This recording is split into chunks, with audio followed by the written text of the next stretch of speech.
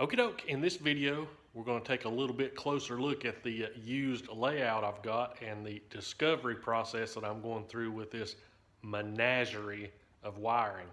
Let's get this video started. Southern Railfan is the place for amazing videos of all types of trains. Southern Railfan, subscribe today. Okay, since the last time you guys seen this, I've put the two sections, the two 4x8 sections together. If you'll remember from seeing the first video, there was a track that started elevating right here and went up and came around in the middle and met with that section there with this bridge in the middle. And we discussed it on the first video how big square this thing is. When you put both 4x8 sheets or 4x8 tables together, there are two 4x8 sheets of plywood, there's just too much space in the middle to deal with. And I didn't like the bridge. I don't like the elevated track going up. That's just something that doesn't look realistic to me. And then there's just too much space here in the middle. I want a little town with maybe some street running or something in it. And this center track that you see going this way here is a reversing loop. That way when the train comes around this way, in through the yards and stuff, it circles around back against itself so you can just keep one train running constantly all the time with it changing directions. That is another thing that I don't care anything about. So what I thought about doing is separating these two, moving them a couple feet apart. That would give me an area that I could go in underneath and be able to come up in the middle and reach either side of the table. I would have to either modify, well, I know I'd have to modify, but either get rid of this inside loop or either just do something with it. And I got to thinking, this layout is very well built, professionally built, and the wiring is the same way. I mean, this is the back side of the control panel for the tortoise switches for all the switches. All the switches have the slow motion tortoise switch machines. There's one there. It'll focus on that. Anyway, each one of those switches has that with it. And other wiring is the drop down wiring for the power going to each section of track. Now it was ran off with using a Digitrax system, and so far I've been using the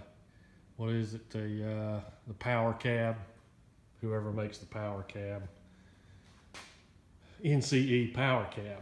So I thought, well, I'd just change it over and run the Power Cab out here, because Digitrax has such a steep learning curve, and I'd kind of be starting all over again trying to learn what's going on with it.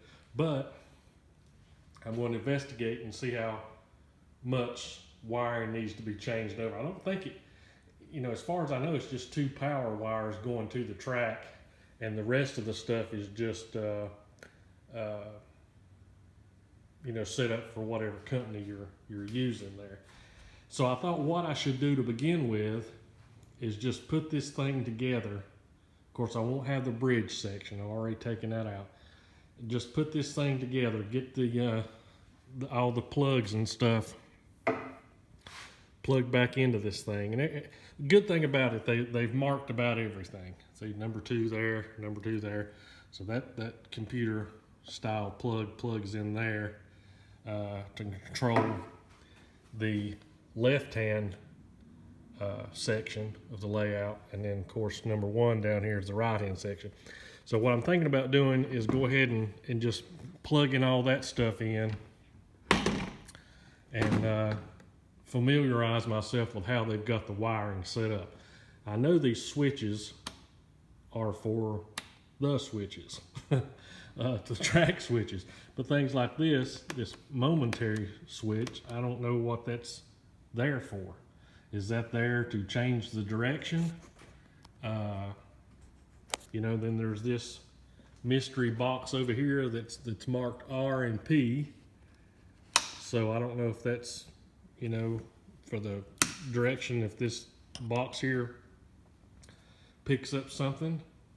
I'm sure this is the master switch on and off that cuts everything on.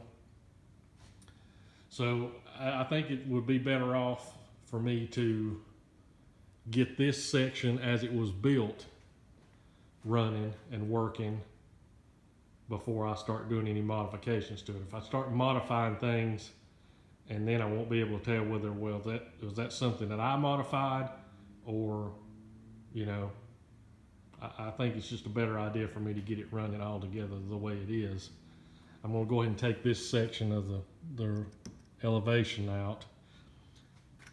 Eventually, what will happen is whatever this box is, I'll have to move it for whatever reason. You know, put it back wherever it needs to be to have it working for whatever it does.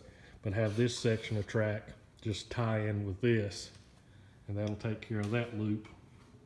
And then this section of track here, I'm just going to leave it stubbed out there and just run everything on this inside till I get everything figured out. Like I say, the turntables, DCC, you know, they've got everything wired up for lighting. So I think I can figure all that stuff out, and then you know, kind of figure what kind of DCC system I need to run this. And what I mean by that, can I get away with a low end Digitrack system, or do I need to go for something a little more advanced? So that's what I'm trying to figure out now. But like I say, it's well built. It's wired beyond what I would have done for my own layout. And there's just little stuff like this. I'm not sure exactly what this was meant to be or what.